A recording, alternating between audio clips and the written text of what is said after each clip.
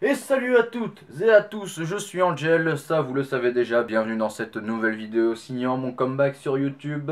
Votre youtubeur préféré en partant du bas de votre liste de vos youtubeurs préférés est de retour pour vous satisfaire de ces critiques de merde. Et aujourd'hui, quoi que de mieux pour revenir que de parler d'un Yuri, les relations lesbiennes. Si ça c'est pas les plus grandes merveilles que l'humanité ait créées, on va parler de Citrus, animé dont j'ai déjà parlé et qui a maintenant pas mal de vues quand même, et je remercie les personnes qui ont vu cette critique entre temps, ça fait plaisir, et éventuellement les personnes qui l'ont partagé, tout ça, ça fait plaisir de voir que cette critique vous a plu. Maintenant que l'animé est terminé, enfin que l'animé de 12 épisodes est terminé, je sais pas s'il prévoit de faire une saison 2, faites-le parce que le manga, un peu plus de 10 tomes je crois. Maintenant je peux confirmer que Citrus est excellent, c'est un excellent animé et un excellent Yuri. Bref, et quoi que de mieux que quand tu adores quelque chose que de regarder sur internet ce que les autres pensent. Et ben moi j'ai décidé de faire pareil, sauf que à la place j'ai trouvé une critique de merde. C'est trop cool hein, toi tu fais une critique construite et t'as des gars qui font de la merde. Et ben justement, cette critique est tellement de mauvaise foi et tellement non constructive que je me suis dit je vais vous la faire partager. Cette critique vient du réseau social Amino, enfin du Amino Anime et Manga, parce qu'ils sont presque 100 000 maintenant sur ce site. Et on trouve des pépites sur Amino niveau critique.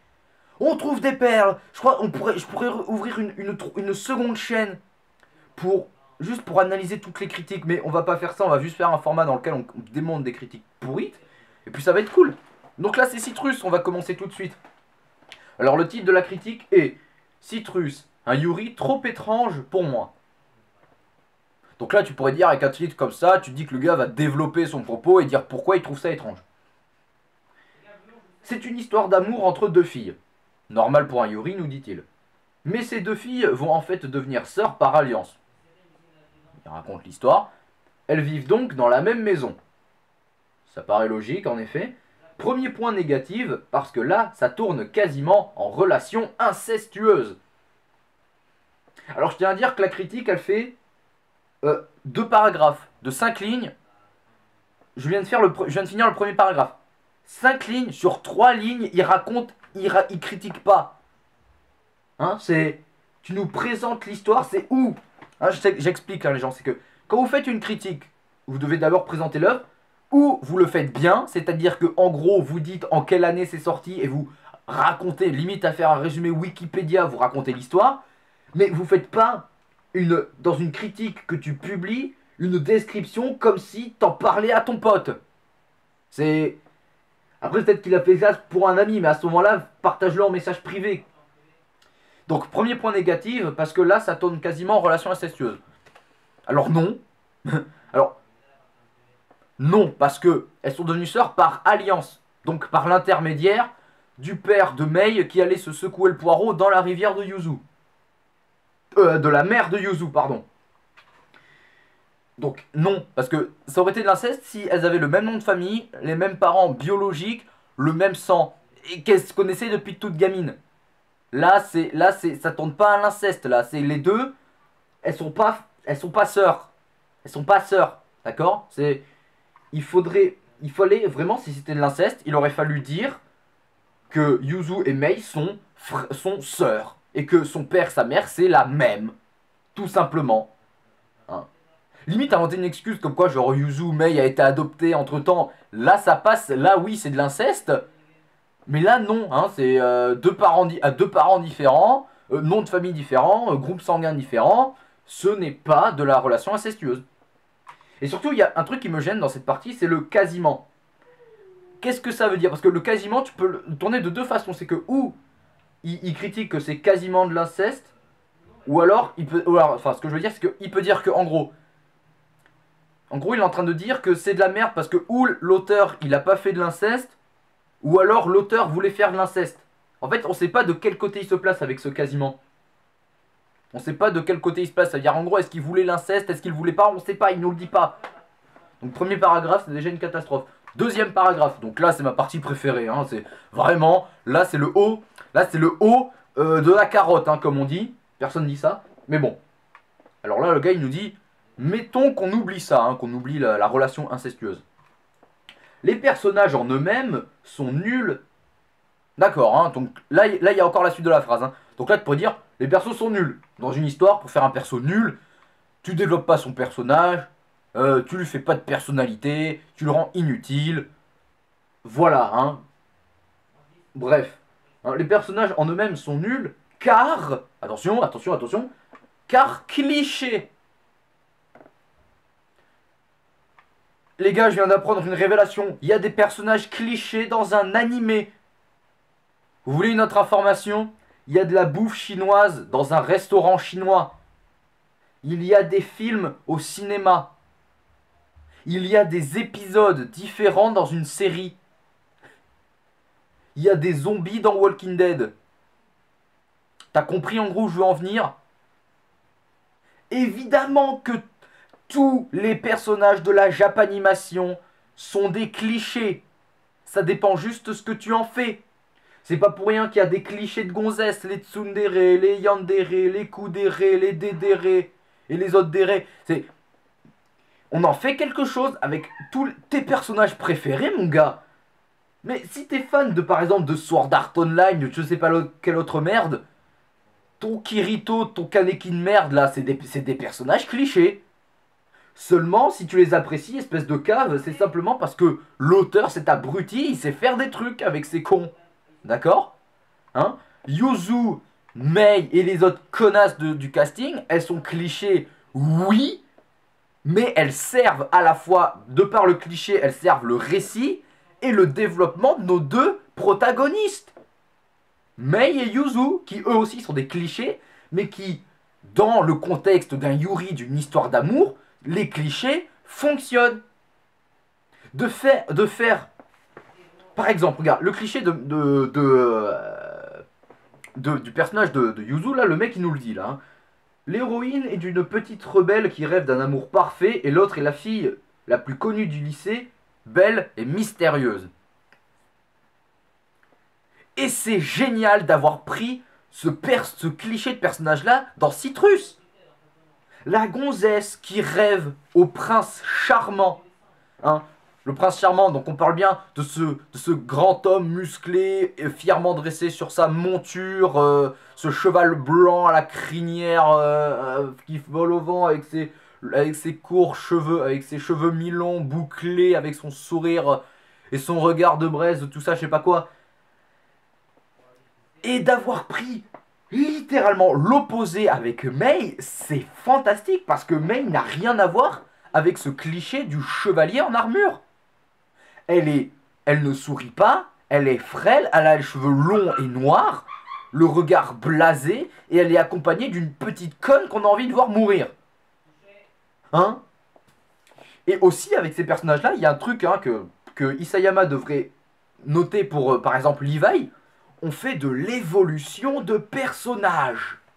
C'est-à-dire qu'on prend un personnage de base, donc un cliché, au fur et à mesure des péripéties, le personnage à la fin en sera changé. Je viens de t'apprendre un truc là? Yuzu épisode 1 n'est pas la même que Yuzu épisode 12. Parce que pendant les 11 épisodes qu'il y a entre le début et la fin, il y a l'éventualité que Yuzu puisse être lesbienne. Quand toute ta vie, tu penses que t'aimes le sexe opposé et que tu te rends compte que finalement c'est pas du tout le cas, je peux te dire que tu vas pas l'accepter dans la minute qui vient. Ça peut te prendre des mois et des mois. Peu importe le temps que ça prendra, ça finira par arriver. Mais tu ne veux pas l'accepter parce qu'au fond de toi, ça fait des années que tu es persuadé du contraire. Bref. Mais alors, avec ces deux personnages-là, créer une romance, et je suis désolé, Citrus a créé une romance avant de créer un Yuri. Ils ont fait quelque chose avec ces deux personnages parce que c'est vraiment ça, vraiment, je dirais, l'enjeu principal de Citrus, c'est vraiment de voir comment ces deux personnages-là vont accepter leur amour. Parce que à un moment donné, tu crois que Mei l'accepte pleinement, son amour envers Yuzu, mais des fois, tu sais pas trop, c'est nuancé. Et l'inverse, c'est aussi possible. Tu crois que Yuzu accepte pleinement son amour pour Mei, alors que elle est encore hésitante, et c'est vraiment à la fin vraiment la fin d'épisode 11 et vraiment pendant tout l'épisode 12 que vraiment elle se décide à accepter vraiment et que les deux femmes à la fin finissent par se mettre ensemble et tout ça. C'est C'est ça qui est intéressant dans cette romance, vraiment. Outre le fait que ce sont des gonzesses qui se roulent des pelles, tout ça, on en fait vraiment quelque chose avec ces deux clichés, justement. Ils évoluent et Yuzu, à la fin, c'est plus cette petite teigne, tout ça, et elle a vraiment accepté son amour, tout ça. Les deux personnages ont changé. Alors, si je peux t'accorder un point sur ta critique de merde, c'est que oui, les autres personnages là sont clichés, mais quand tu regardes un peu le lore de Citrus, tu peux que te dire, bah c'est legit. Donc là, encore une fois, ouais, tu peux dire que les persos sont clichés, mais tu peux pas dire que on n'en fait pas quelque chose. Tu peux pas encore dire moins que parce que les personnages sont un cliché à la base, c'est de la merde. Parce qu'on en fait à la fin, les personnages ne sont plus ce cliché-là. À la limite, ils sont ce cliché, mais autres. Voilà. C'est tout. Et à la fin, la dernière, hein, de plus, l'histoire est morne et sans action. Hein. Morne, en gros, ça veut dire tristesse. C'est triste l'histoire, triste. Alors déjà, je tiens à souligner que dans le texte, il n'y a pas de faute d'orthographe. Il n'y a pas de faute d'orthographe. Enfin, si, il y a une énorme faute d'orthographe là. Alors, c'est plutôt bien écrit. Seulement, le truc, c'est que c'est dommage que ce soit aussi bien écrit, mis à part le parce que qui fait mal aux yeux là. C'est triste de voir que le gars n'a pas cherché à faire une vraie histoire, à vraiment faire une critique constructive. L'histoire est morne et sans action. C'est un Yuri. Un Yuri, c'est comme un shoujo, c'est comme un yaoi, c'est comme un... Non, je dirais pas school life, parce que dans un school life, il s'en passe parfois des trucs. Hein. Mais c'est pas un seinen, c'est pas un shonen, c'est pas un school life, hein, c'est pas un survival game.